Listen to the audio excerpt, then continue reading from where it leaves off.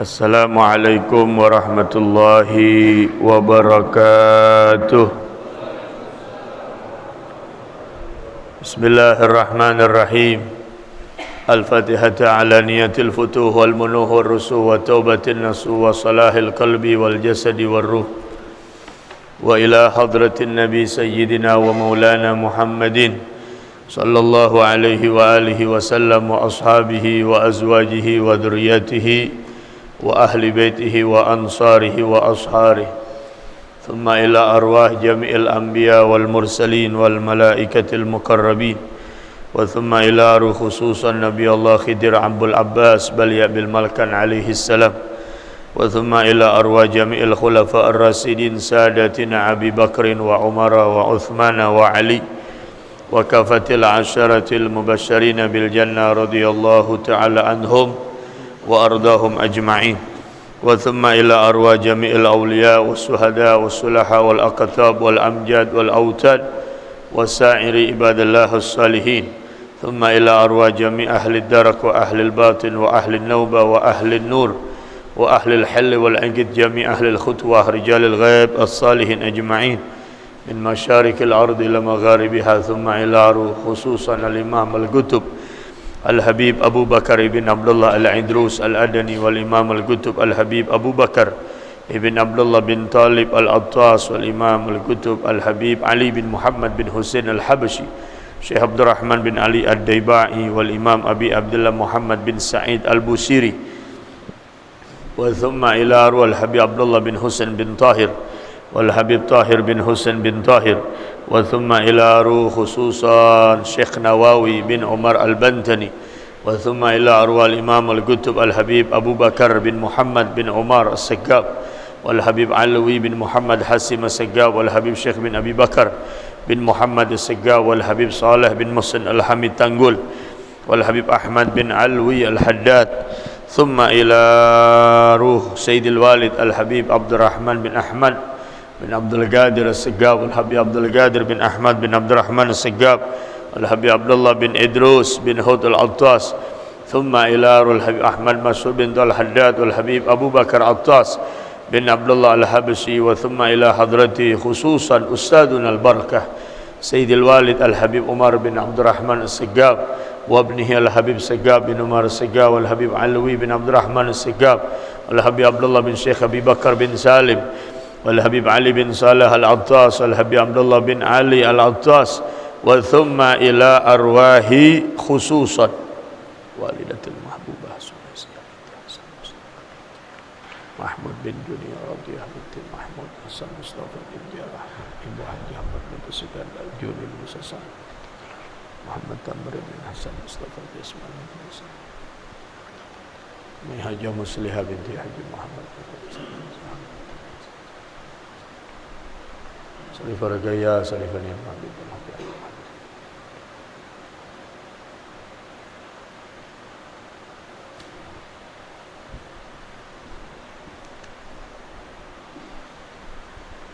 Wa usulihim wa fara'ihim wa dhawil huquqi alaihim ajma'in anna Allah Ta'ala yaghfir lahum yarhamhum wa yu'ali darajatihim fil jannah wa yanfa'una wa yu'idu alaina wa ala man intasaba ilaina من بركاتهم وإمدادهم وأسرارهم وأنوارهم وعلومهم ونفحتهم وبركاتهم في الدين والدنيا والآخرة ثم إلى أرواح آبائنا وأمهاتنا وأجدادنا وجداتنا وأعمامنا وعماتنا وأخوالنا وخالاتنا وثم إلى أرواح جميع مشايخنا ومعلمنا في الدين ثم إلى أرواح جميع من تعلق بقلوبنا ومن تعلق بحياتنا ثم إلى أرواح جميع المؤمنين والمؤمنات والمسلمين والمسلمات أن الله تعالى يغفر لهم يرحمهم ويجعل الجنة مثواهم الفاتحة أعوذ بالله من الشيطان الرجيم بسم الله الرحمن الرحيم الحمد لله رب العالمين الرحمن الرحيم مالك يوم الدين إياك نعبد وإياك نستعين اهدنا الصراط المستقيم صراط الذين أنعمت عليهم ghairil maghdubi alaihim waladdallin. Rabbighfirli wa liwalidayya amin. Silahkan dibuka kitabnya, ada di halaman awal masih, baris yang ke-6 dari atas.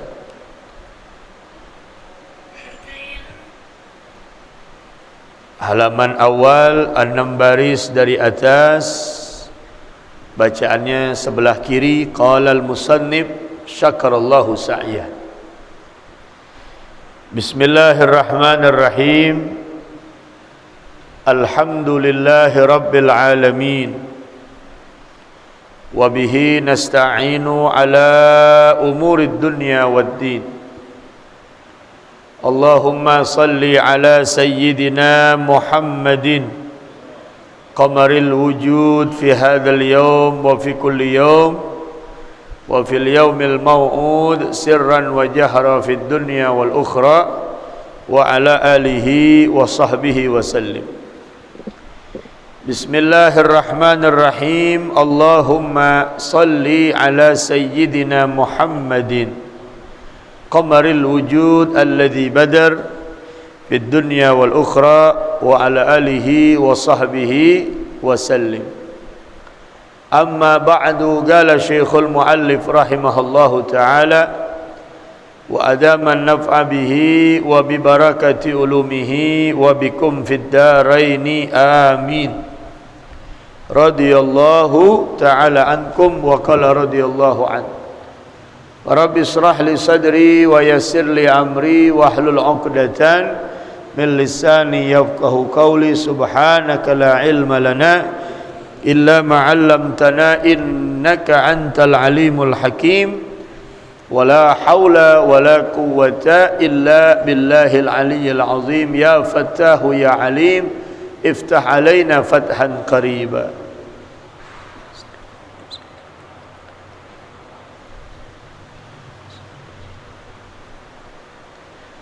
Bismillahirrahmanirrahim. Qala al-musannifu syakarallahu sa'yahu. Bismillahirrahmanirrahim.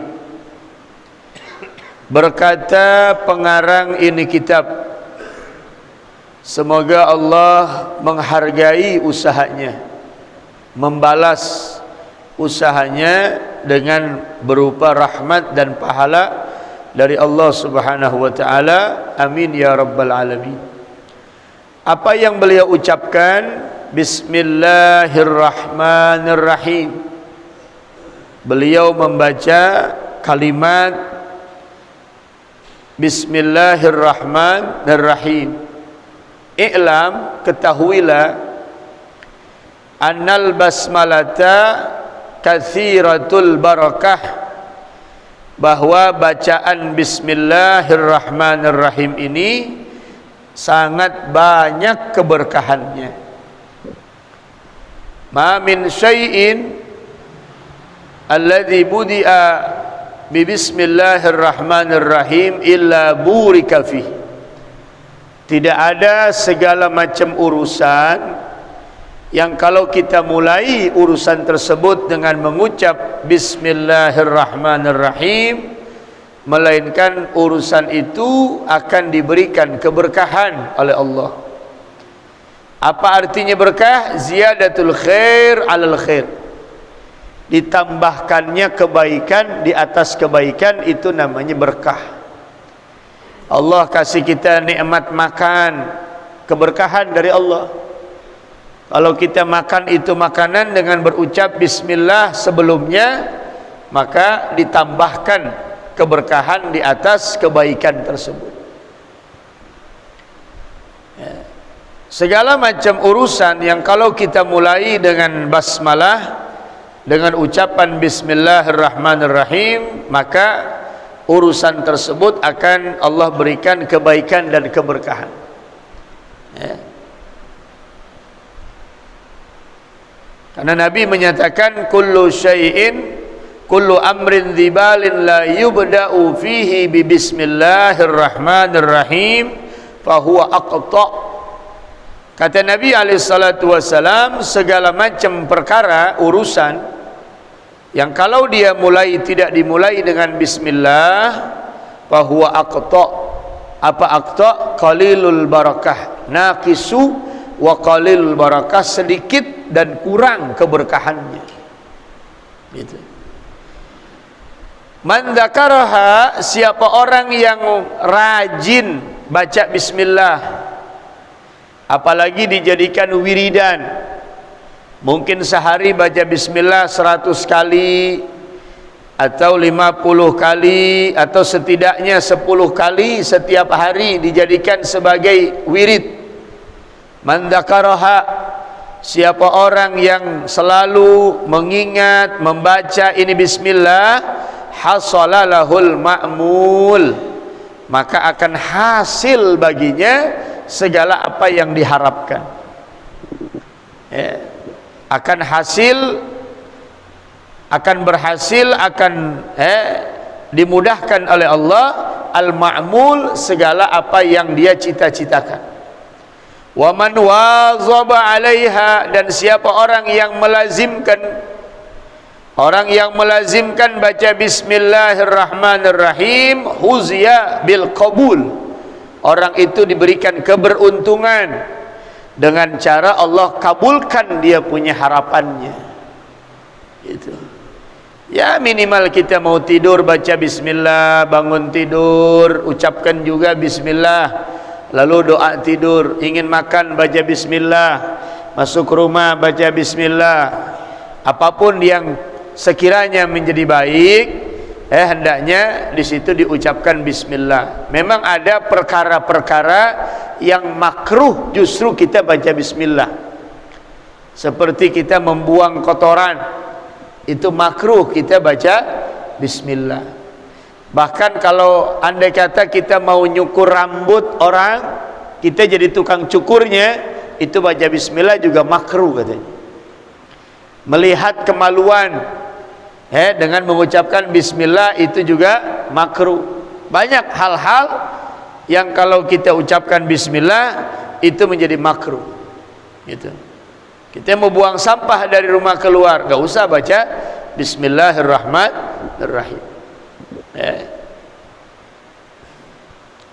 Tapi ada tuh di Jamitul Khair Tanah Abang, tukang bubur namanya Abang Gondes. Saya baru nemuin tukang bubur yang modelnya kayak dia tuh. Saya diajak sama istri, dia ngajak, dia dulu sekolah di Jamitul Khair Tanah Abang. Kata dia begini, "Bah, kita makan bubur yuk di Tanah Abang." Oh, jauh amat, dia bilang, makan bubur Tanah Abang. Di rumah juga ada bubur. Mana macet kalau hari biasa, arah dari rumah saya ke sana. Enggak, ini mah buburnya enak katanya. Dan abangnya juga ajaib. Selalu apa yang dia ambil, yang dia sendok, baca bismillah. Oh, saya penasaran. Oh, luar biasa kalau begitu.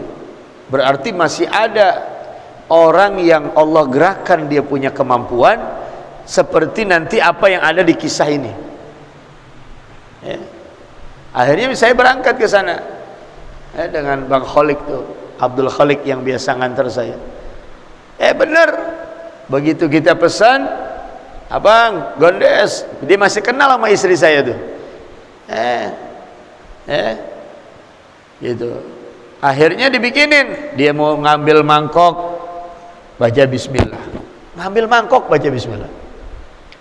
Sendok sekali bubur, 1 centong, bismillahirrahmanirrahim. 2 centong, bismillahirrahmanirrahim. Ngambil daun seledrinya, baca bismillahirrahmanirrahim.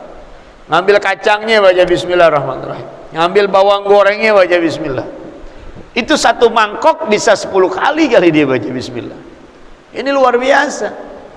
Bisa jadi duluan dia ke surga gara-gara kita, bukan gara apa, mendingan kita gitu. Bisa jadi dia duluan ke surga ketimbang kita. Kita yang rajin ngaji belum tentu apa-apa baca bismillah. Gitu. Minum digratisin sama dia. Minum digratisin. Itu sodakohnya itu sama dia. Ya. Begitu pengen bayar, berapa nih bang? Airnya nggak dihitung. Wah, kalau air gratis Pak Ustadz. Kalau saya nggak begini, dari mana saya bisa sodakoh? Itu luar biasa. Karena ada tempat makan yang kalau kita bayar, air segelas bayar 3.000, padahal air putih. Ya, bayar juga 3.000. Ini deretan kampung Melayu banyak. Kan saya kalau pulang ngaji dari Al-Walid suka mampir. Jam makan siang jam 1 mampir di situ. Begitu bayar, minumnya apa? Air putih doang. Oh, air putih 3.000. Bayar juga. Mendingan beli le mineral kalau begitu. Ya. Itu luar biasa. Ada di zaman sekarang orang yang nggak putus baca bismillah. Kita masuk masjid aja belum tentu tadi baca bismillah. Kan doa masjid bismillahirrahmanirrahim, Allahumma sholli ala Muhammad wa ala ali Muhammad, Allahumma aftah li abwaba rahmatik. Iya kan? Gitu. Jadi waman wazaba 'alaiha, siapa orang yang melazimkan baca bismillah, huziya bil qabul, maka Allah akan berikan dia keberuntungan dengan dikabulkan dia punya hajat. Semakin banyak kita baca bismillah, semakin banyak dosa kita terampuni. Karena Nabi menyebutkan man qala bismillahirrahmanirrahim marratan gufirat lahu dzunubuh. Siapa orang yang baca bismillah satu kali, dosa-dosa kecilnya diampunin sama Allah. Itu baru baca sekali. Itu. Ini luar biasa nih tukang bubur. Kalau andai kata dia sampai habis satu mangkok 10 kali baca bismillah, 10 mangkok udah berapa itu? 100 kali baca bismillah. Kalau dari sini adanya sebelah kanan, antum nyebrang dulu. Ya. Kalau nggak percaya makan di sana. Itu luar biasa. Ya. Kila dikatakan annal kutubal munazzalata minas sama'i ilal ardi, disebutkan oleh ulama bahwa kitab-kitab yang diturunkan oleh Allah dari langit ke bumi, Allah menurunkan kitab dari langit ke bumi mi'atun wa arba'atu suhufin, ada 104 suhuf. Ya. Kata ulama, Allah menurunkan kitab dari langit ke bumi itu sebanyak 104 kitab atau 104 suhuf. Syithun situna, Nabi Syith, ada nabi namanya Syith, itu dapat 60 suhuf. Wa suhufu Ibrahim thalathun, dan suhuf Nabi Ibrahim 30. Syith 60, 30 tambah 60 sudah 90. Wa suhufu Musa qabla Taurat asyaratun, Nabi Musa sebelum dapat kitab Taurat dapat lembaran suhuf sebanyak 10, sudah 100 tuh. Nabi Syith 60, Nabi Ibrahim 30, Nabi Musa sebelum dapat Taurat itu sebanyak 10 suhuf. Yang keempatnya apa? At-Taurat wal Injil waz Zabur. Kitab Taurat, Injil, Zabur, dan Al-Furqan, Al-Quranul Karim. Jadi 104 tuh yang diturunkan oleh Allah, isinya berupa syariat, nasihat. Kalau kitab Taurat, kitab Injil, kitab Zabur itu kebanyakan nasihat, hukum, dan tentang keterangan Nabi akhir zaman. Jadi Nabi akhir zaman, Nabi kita Muhammad, sebelum beliau dilahirkan ke dunia, dari sejak zaman Nabi Musa, Nabi Ibrahim, itu sifat-sifatnya sudah orang-orang Yahudi ketahui. Jadi orang-orang Yahudi udah tahu benar tentang bagaimana ciri-ciri Nabi akhir zaman. Gitu. Cuman mereka nggak senang dan nggak redho. Kenapa Nabi akhir zaman dari bangsa Arab? bukan dari bangsa Bani Israel. Makanya di kitab Maulid Ad-Daiba, Syekh Abdurrahman bin Ali Ad-Daibai menyebutkan al-haditsu tsani an Ka'bil Ahbar qala 'allamani abi Taurata illa sifran wahidan kana yakhtimuhu wa yudkhiluhu sunduq falamma mata abi fatahtuhu fa idza fihi nabiyyun yakhruju akhiraz zaman mauliduhu bi Makkah wa hijratuhu bil Madinah wa sultanuhu bisyam. Kalau kita baca Maulid Ad-Daibai, itu ada tulisan al-haditsu tsani, hadis yang kedua, an Ka'bil Ahbar, daripada Imam Ka'bul Ahbar, ulama Yahudi yang masuk Islam. Apa kata dia? Allamani abi Taurata illa sifran wahid. Ayahku mengajarkan kitab Taurat. Ketika aku masih kecil, aku diajarkan tentang isi kandungan kitab Taurat. Itu. Kitab Taurat aku diajarkan di situ. Illa sifran wahida, kecuali satu lembar yang aku nggak diajarkan oleh ayahku. Kana yakhtimuhu wa yudkhiluhu sunduk. Itu satu lembar diumpetin sama aku punya bapak di satu kotak yang aku nggak boleh baca, gitu. Ya. Jadi lembaran demi lembaran diajarin. Begitu ada satu lembar, disobek, dimasukin kotak, digembok, dan bapaknya larang, "Hei Ka'bul Ahbar, tidak boleh engkau baca ini." Gitu. Kalau yang lain boleh. Falamma mata abi fatahtuhu, ketika ayahku meninggal, begitu bapaknya meninggal, fatahtuhu, aku buka, kata Imam Ka'bul Ahbar. Penasaran apa sih isinya? Gitu.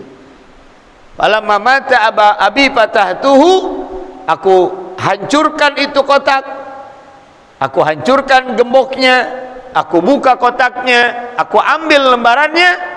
Ternyata isinya fa idza fihi nabiyyun yakhruju akhiraz zaman. Isinya tentang nabi akhir zaman. Mauliduhu bi Makkah, yang lahirnya di Mekah. Wa hijratuhu bil Madinah, dan hijrahnya ke kota Madinah. Wa sultanuhu bisyam. Tuh, orang-orang Yahudi enggak rela mereka. Walhal mereka tahu persis, tahu betul siapa nabi akhir zaman. Makanya di Al-Quran semua dikisahkan oleh Allah.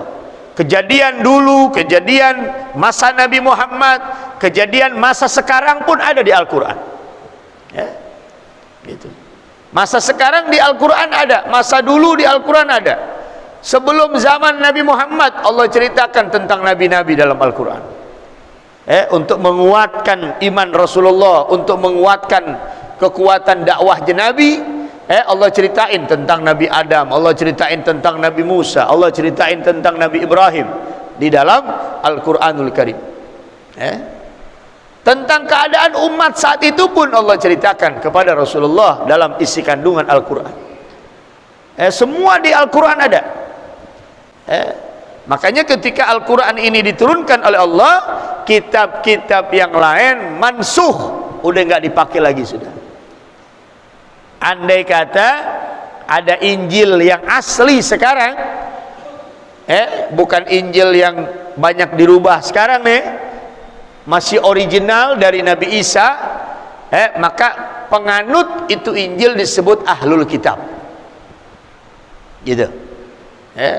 Masih boleh tuh kita nikah sama dia. Tapi kalau Injil sekarang udah banyak dirubah. Dan istimewanya Al-Quran dengan kitab yang lain, di mana saja itu Al-Quran berada, sama bahasanya, bahasa Arab. Di kampung Melayu Quran ini bahasa Arab atau bahasa Jawa? Bahasa Arab. Mau antum tinggal di Jerman, di Eropa, di Asia, di Jepang, di mana saja Al-Quran bahasa Arab. Dan itu mukjizat Nabi Muhammad yang utuh. terus sampai nanti tibanya hari kiamat. Nah, begitu nanti kalau pengen kiamat, itu huruf-huruf Al-Quran terangkat dari lembaran-lembarannya gitu. Makanya sekarang mumpung masih ada Quran, baca Quran. Jangan sampai nanti itu Quran udah diangkat kita baru mau baca, nggak bakal bisa. Orang yang cuek sama Quran nanti dikubur dicuekin sama Al-Quran. Man nasiyal Qur'ana fid dunya nasiyahul Qur'anu fil barzakh. Orang yang cuek sama Quran di dunia, nanti di alam barzakh kita akan dicuekin sama dia. Karena salah satu pertanyaan malaikat yang akan dilontarkan kepada kita, man imamu, siapa pemimpinmu, hai fulan. Ini lidah nggak bakal bisa jawab imamil Quran. Kalau kita selama hidup di dunia banyak cuek sama Al-Quran. Kira-kira kalau kita datang ke rumah orang dicuekin, enak gak? Enak gak? Yaelah pada diem aja nih. Enak gak? Kita ketemu orang yang walhal kita kenal sama dia, kita ngajak ngomong dicuekin, enak gak? Gak enak. Jangan sampai tuh nanti kita dicuekin sama Quran. Imam Syafi'i dalam 1-2 rakaat sholat hatam Quran. Ulama-ulama dulu itu sama Quran melek mata Quran. Kalau kita melek mata status orang, kita lihat. Zaman sekarang nih, orang dulu melek mata Quran, pengen tidur Quran. Maghrib nggak ada suara TV dulu, Quran semua. Kenapa kita sama waktunya dengan ulama? Imam Syafi'i dikasih waktu sama juga, sehari 24 jam. Kita sama gak? Sama juga, kita juga sehari 20. Namun kenapa? Walau cuma 15 menit satu hari kita nggak sempat baca Quran. Kalau keadaan semacam ini, kalau punya kaca di rumah, ngaca biar bener. Kata Imam Abu Yazid, kalau ente hari-hari malas baca Quran, nggak pengen tuh tangan megang Quran, nggak pengen mata ngelihat Quran, nggak pengen lidah baca Quran, itu jangan santai, jangan nyaman, apalagi usia udah 40 tahun ke atas. Jangan. Kalau keadaan kita hari-hari begitu, ngaca, kata Imam Abu Yazid. Apa yang harus kita bilang? Nafsu, hai fulan, nama kita siapa? Namanya Ahmad. Hei Ahmad, kenapa ente malas baca Quran? Ajak ngomong diri kita dalam kaca. Kenapa ente malas baca Quran? Yang walhal Al-Quran udah janji nyelamatin ente di akhirat. Itu. Man qara Al-Quran ya'ti yaumal qiyamah safi'an li ashabi. Orang yang baca Quran nanti hari kiamat itu Al-Quran datang memberi syafaat kepadanya. Ente kenapa malas baca Quran? Tanya tuh sama diri kita dalam kaca itu. Ini aneh pengen nanya sama ente. Ente yang memang malas baca Quran, atau jangan-jangan Quran itu yang nggak mau ente baca? Itu tuh. Kalau kita malas baca Quran sih biasa. Yang jadi musibah kalau Quran udah nggak mau kita baca. Nah itu dia tuh. Nah, ulang dari sini nih. Jangan nyarap, ngaca dulu. Masing-masing nih, nanti saya antum pulang dari sini jangan nyarap dulu, ngaca dulu. Ngaca, ajak ngomong tuh. Paling kata anak kita, ya babe kenapa itu ngomong diri, gila tuh. Begitu. Wa ma'ani kullil kutubi. Nanti kita lanjutkan minggu akan datang. Wallahu a'lam bissawab. Rabbi zidni ilma warzuqni fahma. Biar dibagi-bagi waktunya baca maulid, Mudah-mudahan sedikit ilmu yang kita dapat bisa merubah keadaan hidup kita. Makin rajin baca Quran, makin dekat dengan Al-Quran, dan tidak mau jauh lagi dengan Al-Quranul Karim. Wallahu a'lam bissawab. Rabbi zidni ilma warzuqni fahma. Bismillahirrahmanirrahim. Alhamdulillahirabbil alamin. Innallaha wa malaikatahu yusalluna 'alan nabi. Ya ayyuhalladzina amanu sallu 'alaihi wa sallimu taslima. Allahumma salli wa sallim. Ya Rabbi salli ala Muhammad, ya Rabbi salli alaihi wa sallim. Ayo angkat suaranya. Ya Rabbi salli ala Muhammad ashrafi badrin fil kauni ashraq.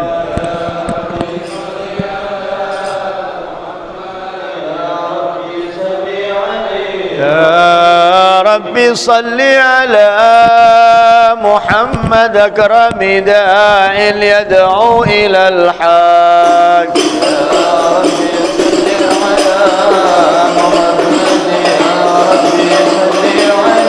يا ربي صل على محمد المصطفى الصادق المصدق.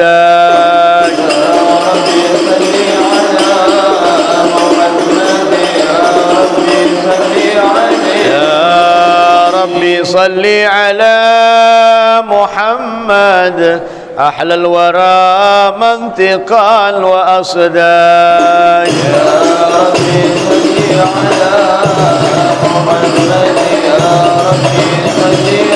يا ربي صل على محمد أفضل من بالتقى تحقق.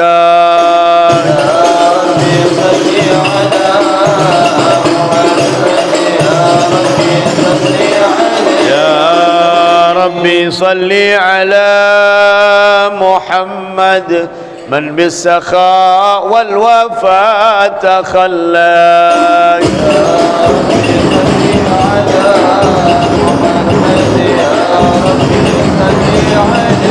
يا ربي صل على محمد واجمع من الشمل ما تفرق.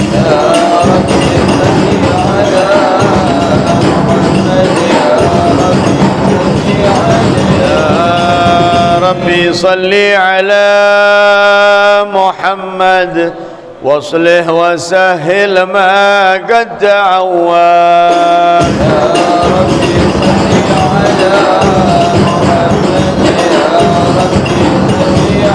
يا ربي صل على محمد وافتح من الخير كل مغلق.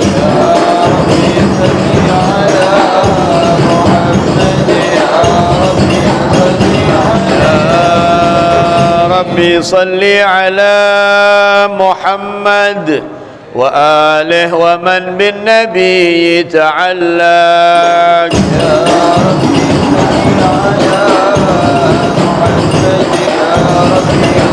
يا ربي صل على محمد وآله ومن للحبيب يعشق.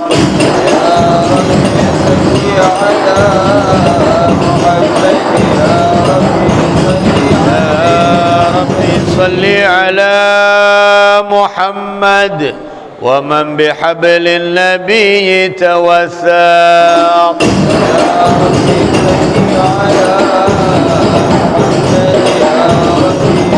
يا ربي صل على محمد يا ربي صل عليه وسلم. يا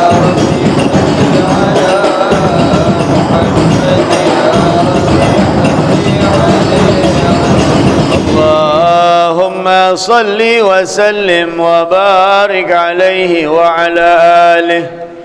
اللهم صل وسلم وبارك عليه وعلى آله. بسم الله الرحمن الرحيم. الحمد لله القوي سلطانه الواضح برهانه المبسوط في الوجود كرمه وإحسانه تعالى مجده وعظم شانه خلق الخلق لحكمة وتوى عليها علمه وبسط لهم من فائد المنة ما جرت به في أكداره القسمة وأرسل إليهم أشرف خلقه وأجل عبيده رحمة تعلقت إرادته الأزلية بخلق هذا العبد المحبوب فانتشرت آثار شرفه في عوالم الشهادة والغيوب فما أجل هذا المن الذي تكرم به المنان وما أعظم هذا الفضل الذي برز من حضرة الإحسان صورة كاملة ظهرت في هيكل المحمود فتعترت بوجودها كناف الوجود وترزت برد العوالم بطراز تكريم اللهم صل وسلم صلاة وتسليم على سيدنا ونبينا محمد الرؤوف الرحيم اللهم صل وسلم وبارك عليه وعلى آله اللهم صل وسلم وبارك عليه وعلى آله تجلى الحق في عالم كفره الواسع تجليا قضى بانتشار فضله بالقريب والشاسع صلى الله عليه وعلى آله فله الحمد الذي لا تنحصر أفراده بالأعداد ولا يمل تكراره في كثرة كرداد حيث أبرز من عالم الإمكان صورة هذا الإنسان صلى الله عليه وعلى آله ليتشرف بوجوده الدخلان وتنتشر أسراره في الأكوان وما من سر اتصل به كالنونيمة إلا من ثواب بفضل الله على هذا الحبيب صلى الله عليه وعلى آله يا لك من سروره قد توالى بحبيب أعملنا من نوالى إلا من شرف الوجود بنور غمر الكون بهجة وجمالا صلى الله عليه وعلى آله قد ترقى في الحسن على مقام وتنال في مجده وتعالى لا حدته العيون في مجتلته بشرا كاملا يزيح الضلال صلى الله عليه وعلى آله وهو بواقع لما قدرت رفعة في شؤونه والكمال فسبحان الذي أبرز بحضرة الامتنان ما يعجز عن وصفه اللسان ويحار بالتعقل معانيه الجنان صلى الله عليه وعلى آله انتشر منه في عالم البطون والظهور ما ملأ مسجد الخلق ينور فتبارك الله من إله كريم بشرتنا آياته في الذكر الحكيم ببشارة لقد جاءكم رسول من أنفسكم عزيز عليه ما عنتم حريص عليكم بالمؤمنين رؤوف رحيم وعلى آله فمن فات هذه البشارة وتلقاها بقلب سليم فقد هدي إلى صراط مستقيم اللهم صل وسلم أشرف صلاتي قصيدة وتسليم قصيدة على سيدنا ونبينا محمد الرؤوف الرحيم اللهم صل وسلم وبارك عليه وعلى آله يا رسول الله سلام عليك يا رفيع شاني ودرجي أدفتي عرف العالمين يا أهيل الجود والكرم يا رسول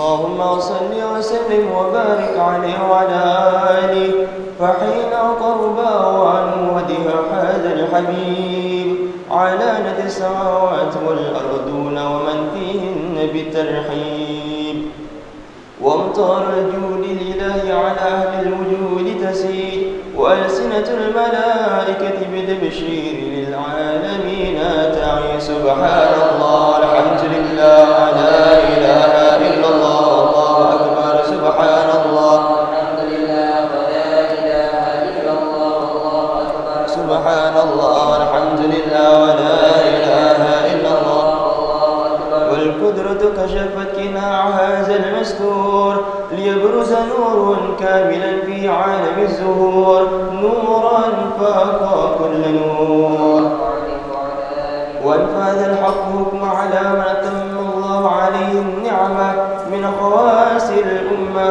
أن يحضر إمداده أمة تعنيسا لجنابها المسؤول ومشاركة لها في هذا السمات الممدود فحضرت بتوفيق الله سيدة مريم وسيدة آسيا ومعهم من الحور العين من قسم الله له من الشرف بالقسمة الوافية فأتى الوقت الذي رتب الله على حضوره وجود هذا المولود فانفرق سبه الكمال من النور عن عمود وبرز الحامد المحمود مذئنا لله بتعظيمه والسجود صلى الله على محمد صلى الله عليه وسلم صلى الله على محمد صلى الله عليه وسلم يا نبي سلام عليك يا رسول سلام عليك يا حبيب سلام عليك صلوات الله عليك يا نبي سلام يا رسول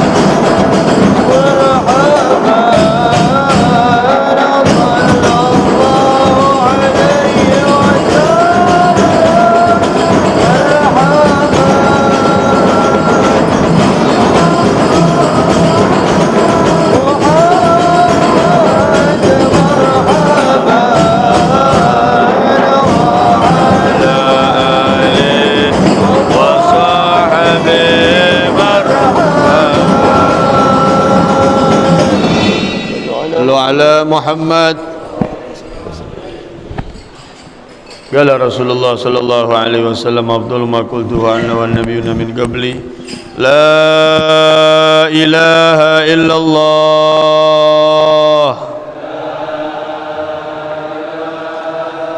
لا إله إلا الله لا إله إلا الله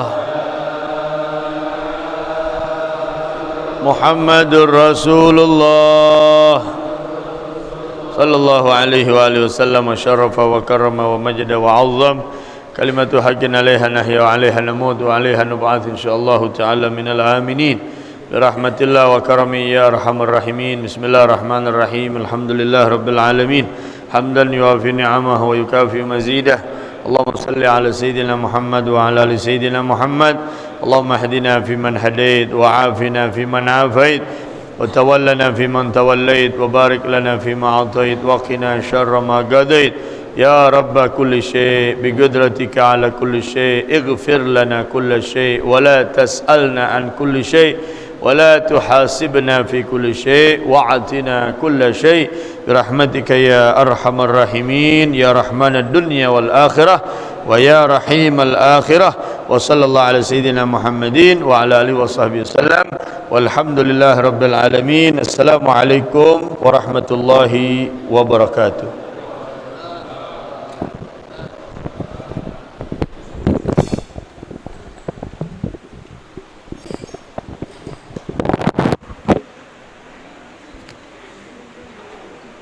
Bismillah.